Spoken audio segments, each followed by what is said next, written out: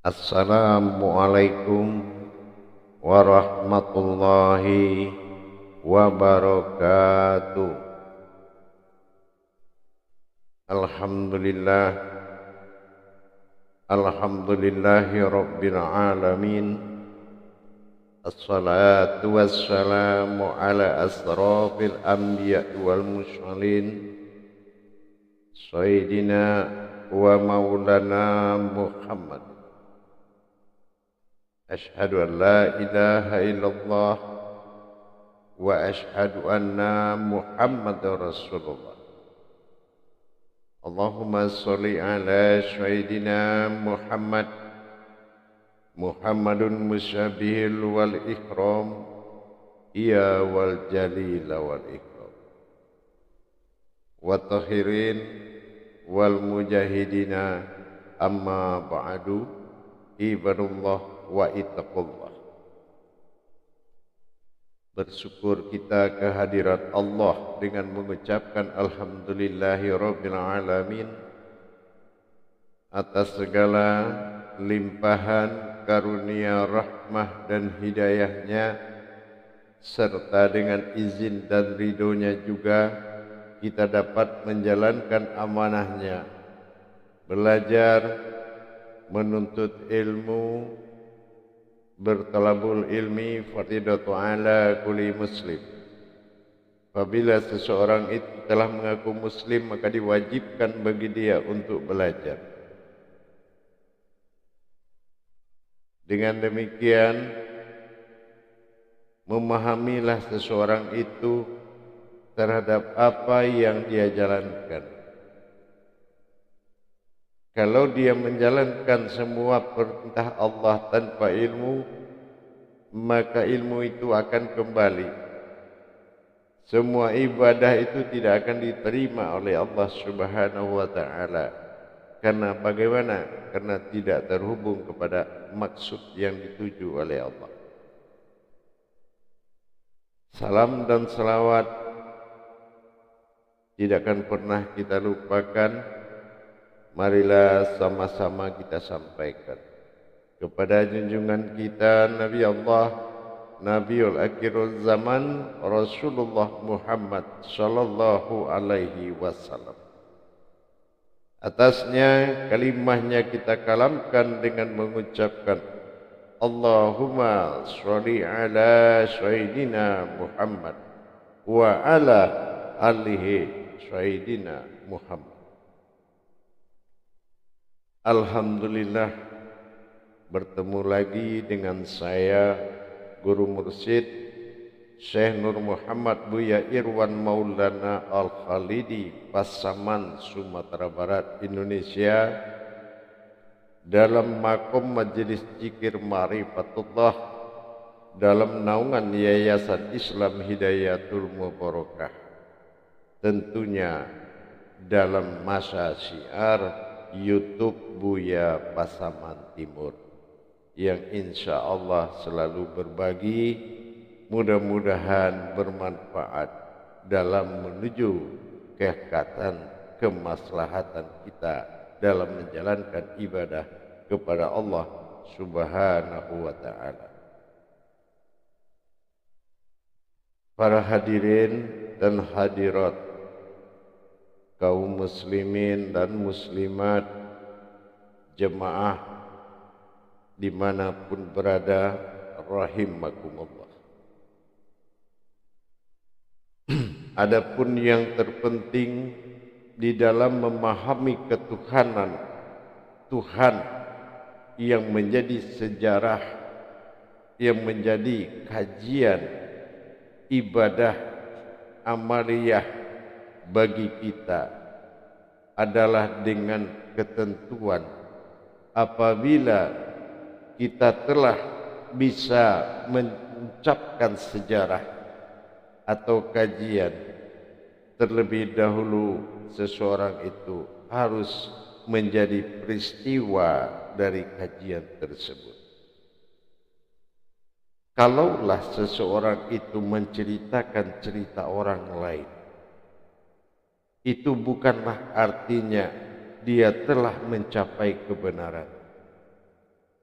Mencapai kebenaran adalah hakikat yang muncul dari hakiki yang menjadi peristiwa. Kalau hanya sebuah hakikat, itu adalah jabariyah, sebuah sejarah yang disampaikan dalam hukum berantai, mulai dari Rasulullah, sahabat, dan para umat.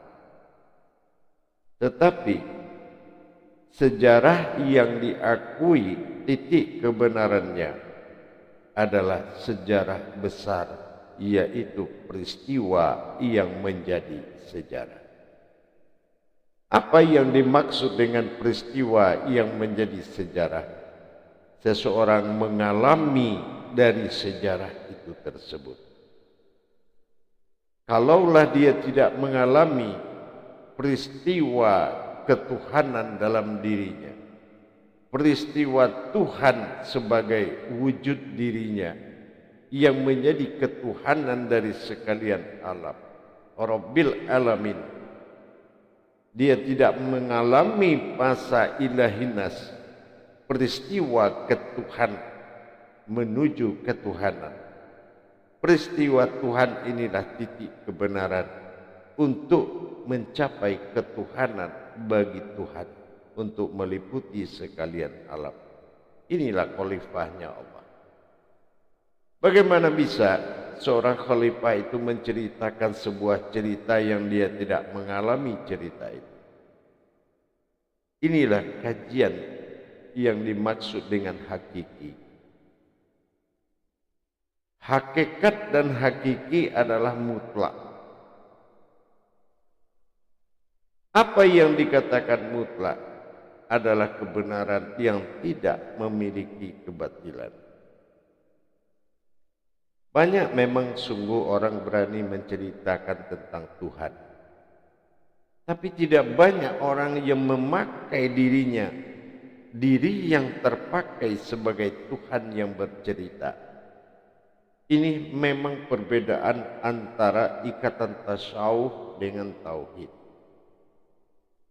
Sebagaimana kita lihat tariqatul ilallah, tasawuf ini adalah suatu kodrat yang bercerita dan menceritakan tentang Tuhan.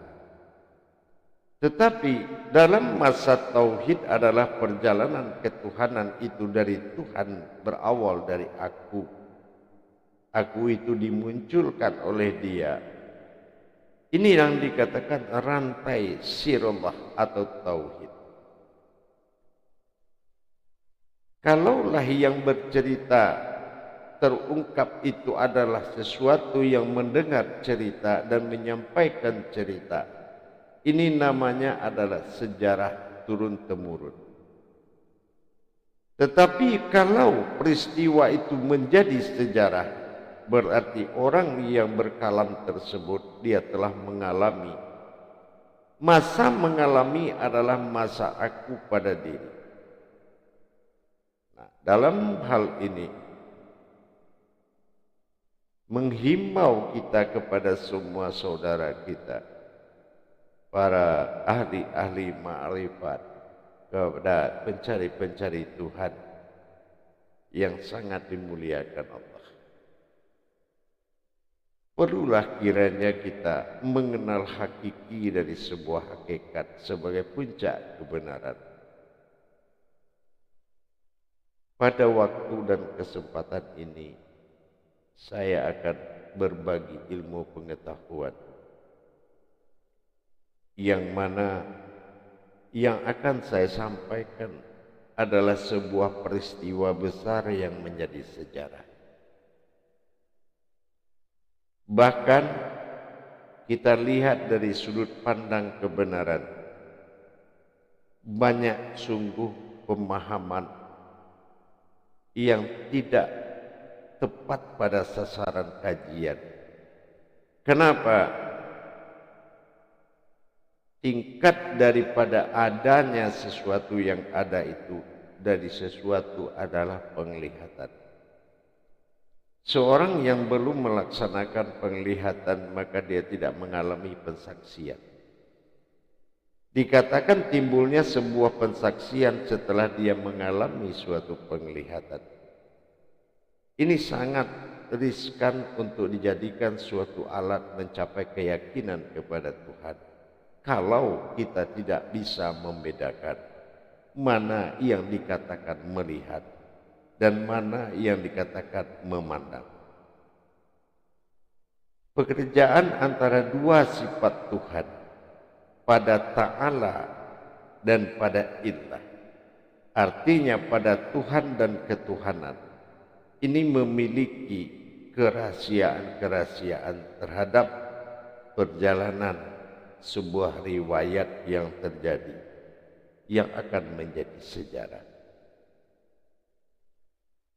Kalau kita bicara tentang sebuah penglihatan dan sebuah pandangan yang akan menimbulkan sebuah rasa, ini konteksnya kalau seseorang belum mengalami peristiwa, bagaimana bisa sesuatu yang terlihat itu akan terlihat, dan bagaimana bisa sesuatu yang terlihat itu hanya yang dilihat yang mampu melihat. Memang sulit untuk dipahami oleh akal. Memang sulit juga untuk dipahami untuk iman menerima. Tetapi kenyataan Tuhan adalah ilmu yang nyata, yang menjadi alamat, yang menjadi sebuah iman, yang menjadi sebuah sejarah.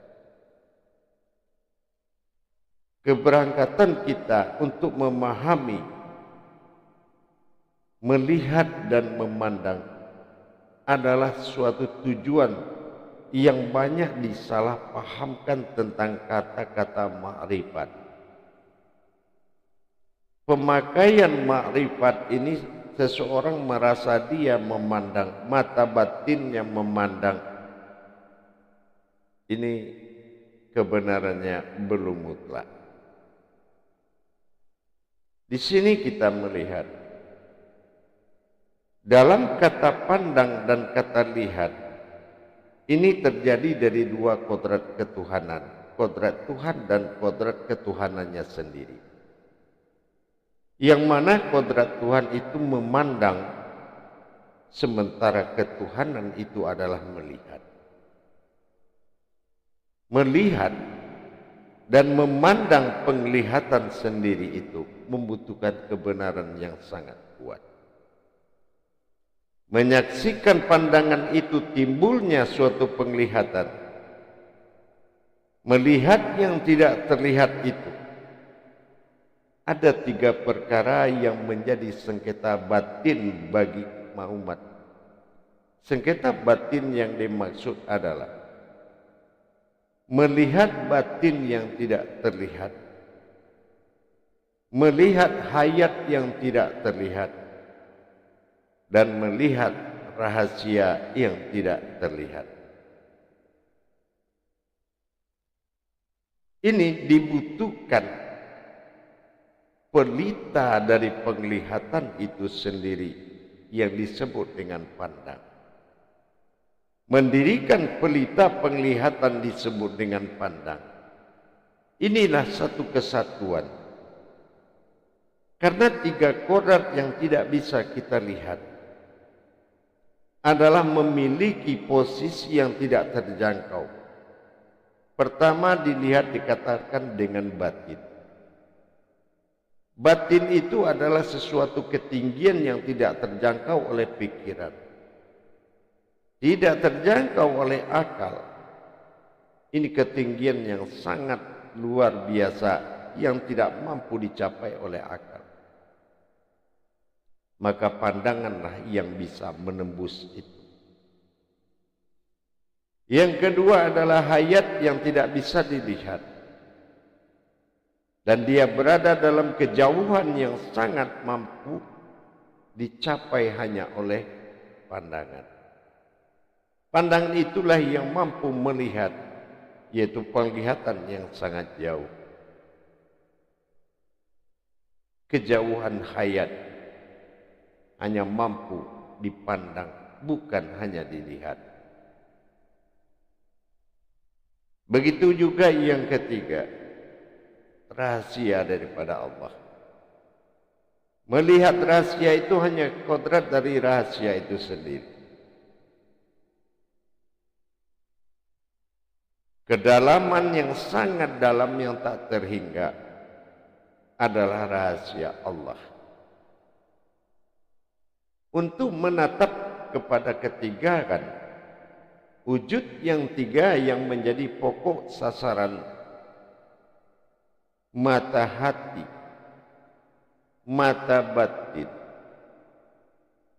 hanya bisa dilihat oleh pandangan itu sendiri.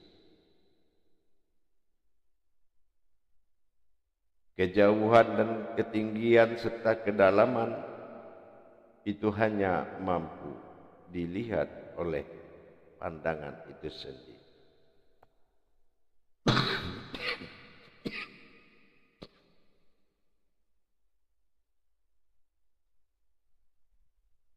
Bagaimana bisa tiga perkara tadi telah dibayangkan dalam suatu pertanda dalam Al-Quran?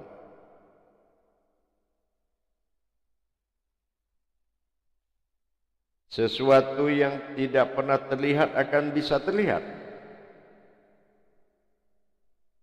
dalam ketinggian batin, sehingga dengan segala cara umat mencapai tingkat batin, tapi dia tidak berpikir bagaimana dia bisa memandang batin itu sebagai penglihatan. Inilah yang dikatakan sesuatu yang sulit kita terima, yaitu melihat penglihatan itu sendiri.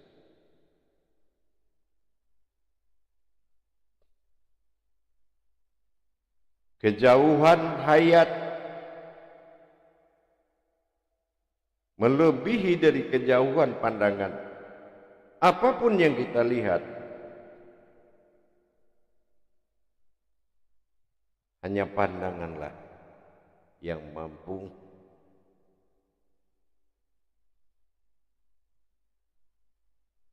begitu juga sebalik. Kedalaman rahasia Allah hanya mampu dipandang.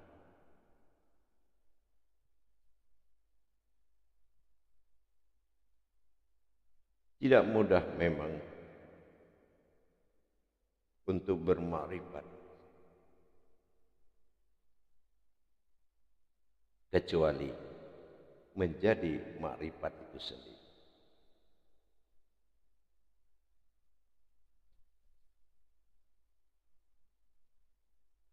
Tidak ada suatu kekuatan pun yang mampu melihat yang tidak terlihat, kecuali sudah berdiri pandangan pelita daripada penglihatan itu sendiri. Itulah pandangan.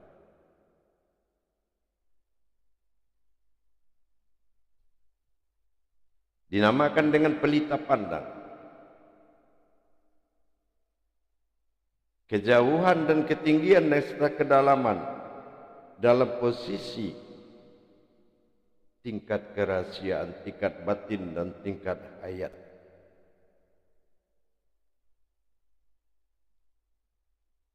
Kita melihat apabila tiga kodrat tadi sudah menyatu dalam kodrat alafa, alam fa, yaitu alam rahasia, dengan kemunculan berdirinya pelita yang mana kita melihat keberadaan pertanda dalam Al-Quran. Berbaris duanya alif disebut an, in dan un, menandakan kedatangan, ketinggian dan kedalaman untuk mencapai sebuah pandangan. Maka disinilah akan menjadi suatu kata Ini yang disampaikan dengan kalam ainun, yang mana kodrat ketinggian dalam kodratan, kejauhan dalam kodrat itu, serta kedalaman dalam kodrat pun. Makomnya batin, ketinggian yang tidak tercapai oleh penglihatan.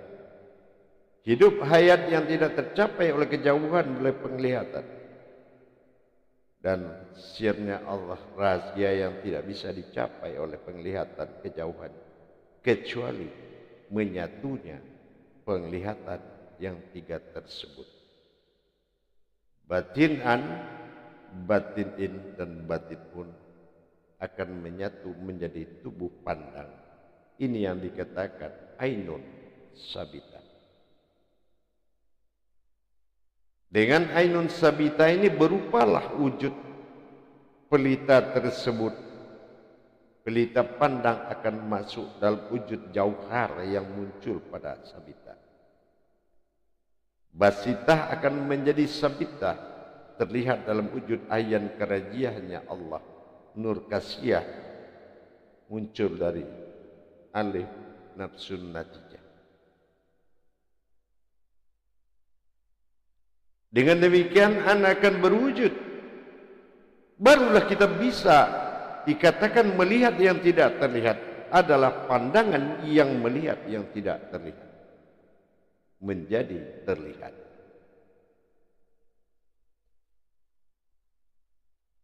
Begitu juga kebersamaan persekutuan dalam masa sebuah kodrat.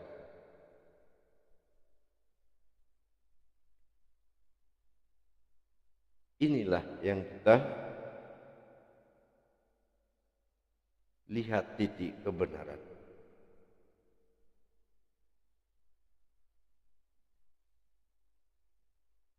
Seseorang yang melihat tapi dia belum mendirikan pelita pandangnya, maka penglihatan dia itu akan batil dari kebenaran.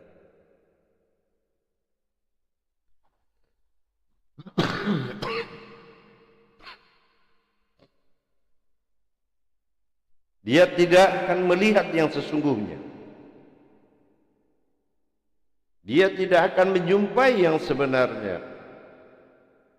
Apa yang kamu lihat bukanlah yang sebenarnya, melainkan apa yang kamu pandang. Masa jauhar masalah aku pada kudus. Di sini yang disebut masa aku dalam pandang. Ini yang dikatakan masa ain adalah masa aku. Aku dalam bahasa aku dalam pandangan ketunggalan yang akan tergema kepada tiga penglihatan. Sehingga yang tiga itu melalui diri pandang, jauhar berdiri menatap kepada tiga kodrat rahasia yang tidak bisa dipandang. Maka semua akan nyata kalau dia sudah terhimpun dalam diri satu, terlihat dalam wujud ayan kerajiah yang disebut dengan kalam nur kasiyah.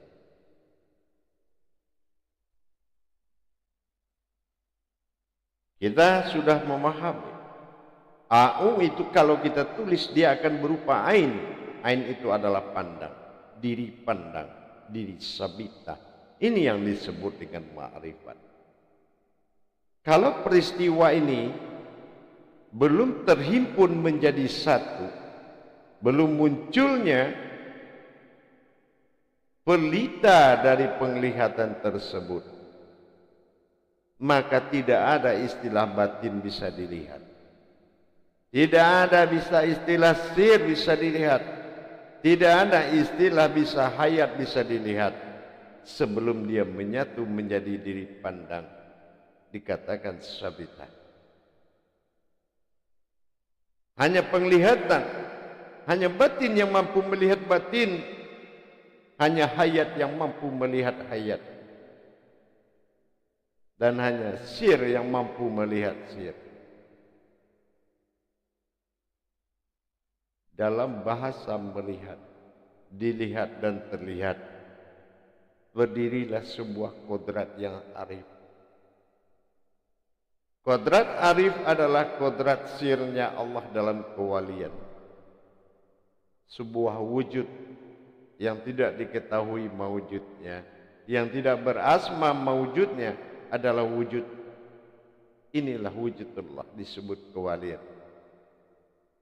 Ini yang disebut dengan arif. Terlihatnya arif itu menjadi kodrat diri ma'rifat. Ini yang dikatakan ma'rifat, maqammatul arifan. Terlihatnya arifnya Allah. Arifnya Allah adalah wujudnya Allah, maka dikatakan melihat Allah, terlihat Allah, dan yang melihat Allah. Proses untuk mendapatkan peristiwa itu tentu dengan menjalankan tingkat kata menuju gema, ketunggalan pandangan menjadi gema halus yang menimbulkan adanya batin. Munculnya batin terlihat, munculnya sir terlihat, munculnya hayat terlihat apabila dia telah menyatu menjadi diri pandang. Hanya pandanganlah yang mampu melihat penglihatan itu sendiri. Maka bisalah ditetapkan sebuah diri jauhar batsita betul-betul telah mewujud menjadi diri pandang dalam tingkat AU, yang mana aftar telah terlihat dia menjadi nyata, sementara domahu adalah hakikat hakikinya. Hakikinya diri yang terlihat adalah AU yang disebut dengan aku, sementara ditulis dalam kalam ain. Maka diri pandang. Semua itu adalah pandangan. Penglihatan yang dilihat oleh pandangan. Hanya pandanganlah yang mampu melihat penglihatan itu sendiri.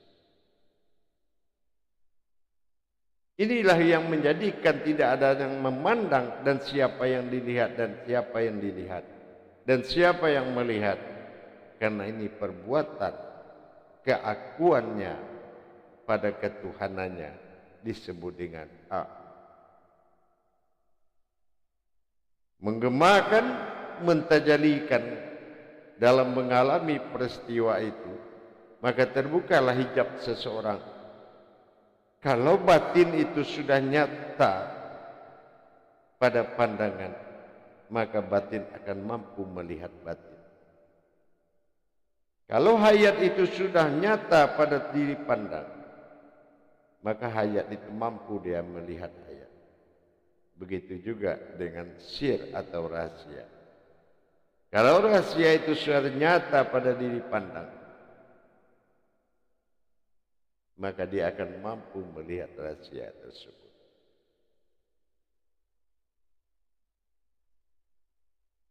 Tujuan dari utama dari seorang yang menjalankan ma'rifat itu adalah mencapai pandang.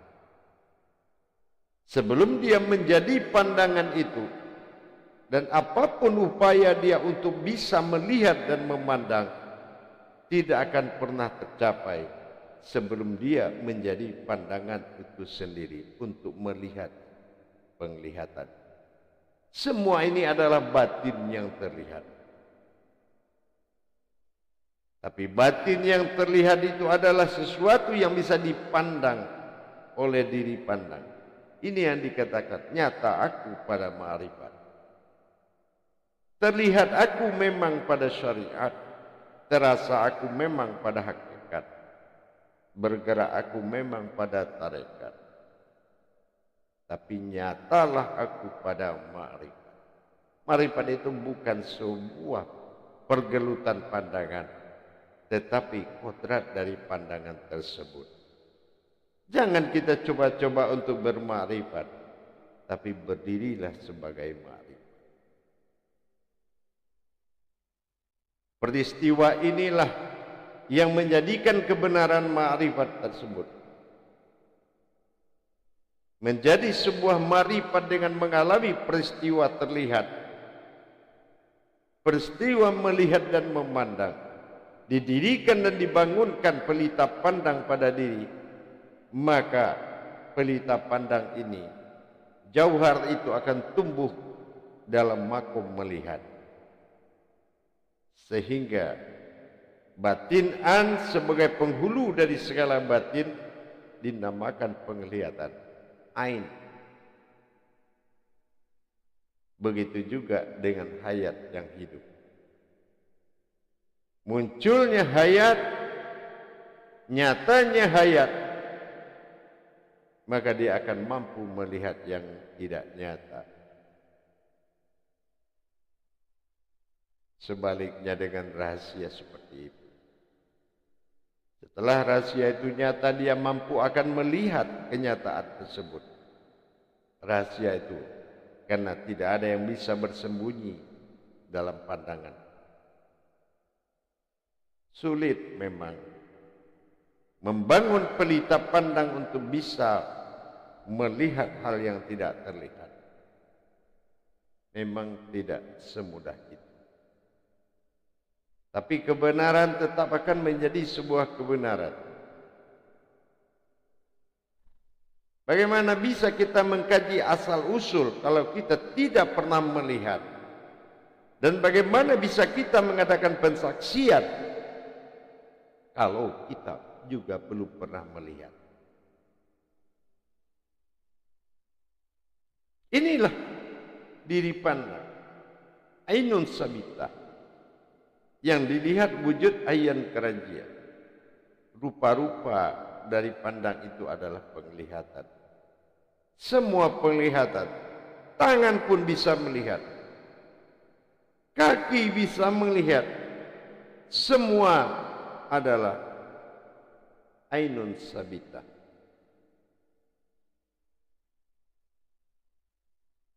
Bagaimana tangan memandang? Kuku juga bisa memandang.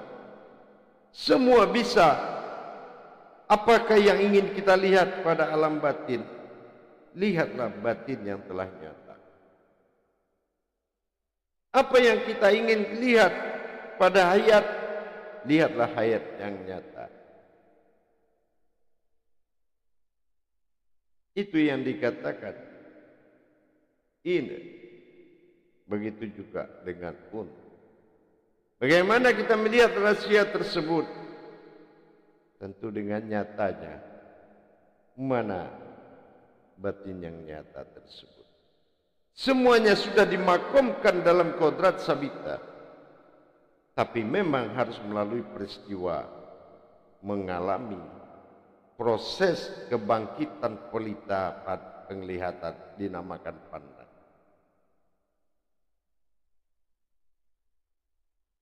Pandangan itu memiliki keakuan disebut au atau aku. Apabila kita lari dari ketuhanan dalam memandang, maka akan timbul kekejaman setan, sifat yang paling kejam, yang melebihi semua yang terkejam. Inilah kalau pandangan ini sudah ditunggangi oleh akal.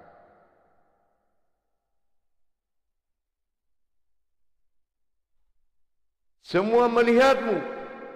Alam dengan segala batinnya akan melihatmu. Hayat dengan segala makhluknya akan melihatmu. Dan kita akan mampu melihatnya. Karena zahir dari penglihatan itu mampu melihat batin dari penglihatan. Karena sudah menjadi zahir anyun sabitah, maka dia mampu melihat karajiah-karajiah yang terlihat. Dia mampu masuk ke dalam karajiah tersebut. Dan dia mampu berkomunikasi dengan karajiah yang terlihat dan terlihat. Nanti semuanya akan hilang. Kembali ke kudus dan berhenti di pada jauhar. Jauhar alam awal jadi. Kudus di situ kesucian pertama yang menjadi tolak pandang.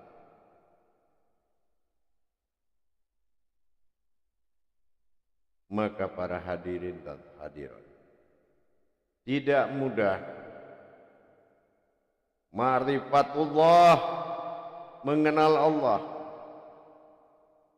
Tapi kita tidak bisa mengikuti proses peristiwa terhadap ma'rifat itu.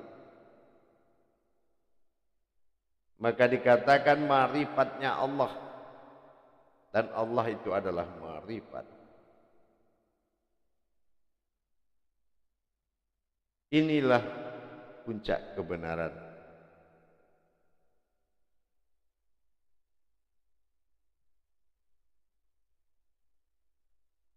Para hadirin dan hadirat, jamaah kaum muslimin dan muslimat rahimakumullah.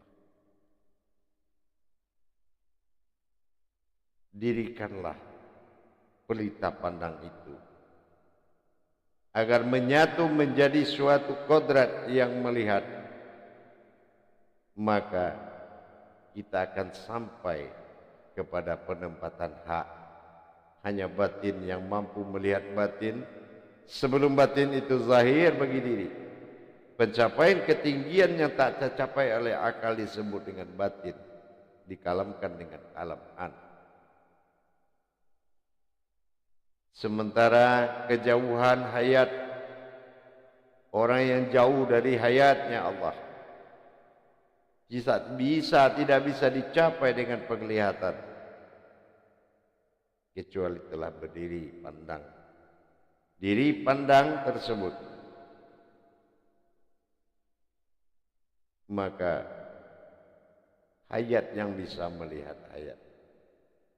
Begitu juga dengan kedalaman pun rahasia. Hanya rahasia yang mampu melihat rahasia itu. Maka kodrat diri sudah menaiki tahta kerajaan penglihatan, disebut dengan makom ma'rifat. Jadi makom ma'rifat itu bukan sebuah wujud pandangan, tetapi adalah diri pandang yang dikatakan dengan kodrat aku atau aku, tapi bukan hu, tapi aku. Disebut dengan aku itu adalah keakuanku. Keakuanku yang pertama adalah berdirinya kekosongan yang di belakang alif untuk menuju penglihatan sesuatu yang hidup. Wujud dari kudusnya jauhar yang menjadi ayan, karajia yang menjadi ayan sabita.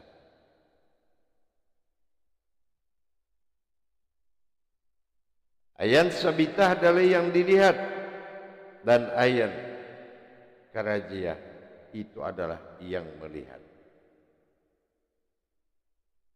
Dan semua itu dijadikan oleh pandangan, hanya pandangan yang mampu melihat penglihatan. Semua akan berbicara melalui pandang. Pandangan itu akan menjadi sebuah pembicaraan ain.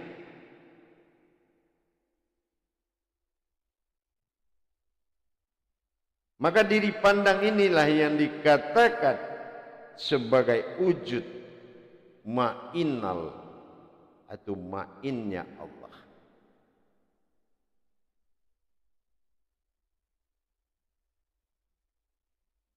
Dia hanya bisa terlihat, melihat dan dilihat.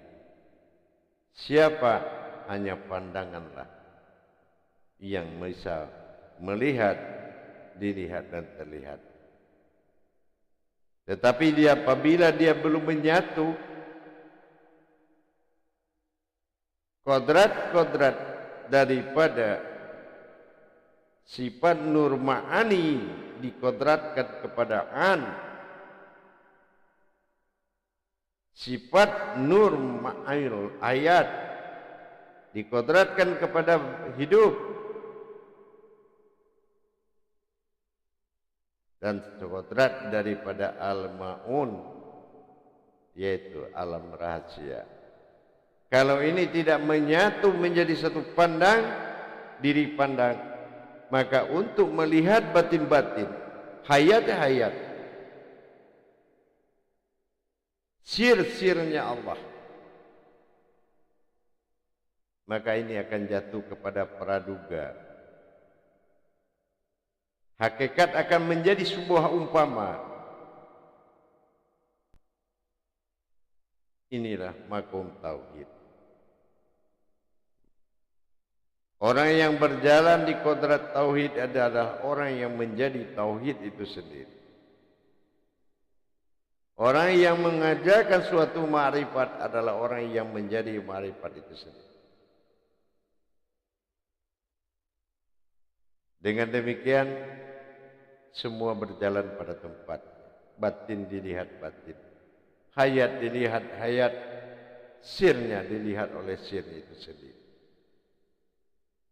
Maka muncullah sesuatu yang berdiri menjadi diri itu sabitah. Siapa sabitah itu?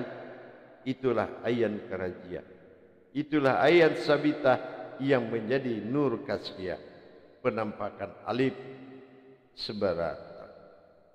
Sementara natijahnya adalah diri jauhar basitah yang menjadi sabitah. Kekosongan yang ada di belakang alif memunculkan tiga kodrat menyatu dalam satu wujud. Tidak wujud siapa dan juga tidak kodrat siapa.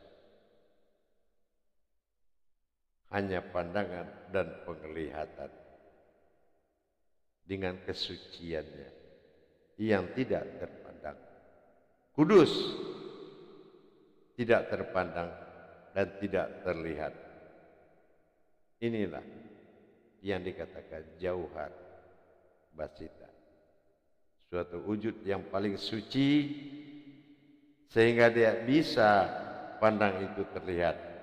Tidak bisa penglihatan itu terlihat. Tapi kalau sudah terhimpun menjadi satu dalam masa hayat alif, maka dia akan terlihat. Dan dia yang terlihat akan bisa melihat yang tidak terlihat. Tapi sebelum dia menyatu, dia tidak akan mampu melihat apapun. Kecuali dalam berprasangka saja. Maka di dalam menjalankan ibadah pandang kepada Allah, saya himbau kepada saudara-saudari, kaum muslimin dan muslimat, berhentilah berpraduga dan berprasangka. Semuanya sudah nyata. Dan kenyataan itu adalah dirimu sendiri. Alhamdulillah, mudah-mudahan bisa bermanfaat dalam meluruskan ibadah kepadanya. Titik tertinggi adalah ibadah kepada Dia. Dia itu tidak ada penamaan bagi sebuah Tuhan bagi diri, kecuali diri yang mewujud Tuhan. Diri yang mewujudkan ketuhanan adalah bernama. Tapi diri yang menjadi Tuhan bagi diri, itulah dia yang tidak bernama. Itulah yang dikatakan. Di kekosongan itulah terjadinya penampakan. Hanya terlihat dan dalam penampakan itulah ma'rifat. Jadi kita adalah sebuah wujud yang terlihat dan dipandang. Terlihat. Bukan yang dipandang melihat, tapi yang dipandang terlihat. Itulah ma'rifat. Sebuah arif yang muncul di tengah-tengah kodrat pandang. Sehingga dia membangun pandangan itu untuk melihat yang tidak terlihat akan terlihat. Setelah dia terlihat bagi dirinya, maka dia akan mampu melihat yang tidak terlihat. InsyaAllah. Mudah-mudahan bermanfaat. Mudah-mudahan bisa membuat kebenaran itu semakin dekat dengan kita. Keberhasilan di jalan Allah bukan mabrurnya sebuah doa, bukan mustajabnya sebuah ilmu, tapi hayatnya kodrat tersebut dalam peristiwa yang menjadi sejarah, bukan sejarah yang diceritakan tanpa mengalami peristiwa itu. Sesungguhnya manusia adalah peristiwa Tuhan yang bersejarah. Insya Allah mudah-mudahan bermanfaat bagi para hadirin hadirat, sahabat dan kerabatku. Mudah-mudahan bisa menambah kemudahan untuk mencapai titik Tuhan dalam masa ketuhanannya. Barakallahu ya Karim, ya Rahman, ya Rahim. Akhirul kalam, wabillahi taufiq wal hidayah. Wassalamualaikum warahmatullahi wabarakatuh.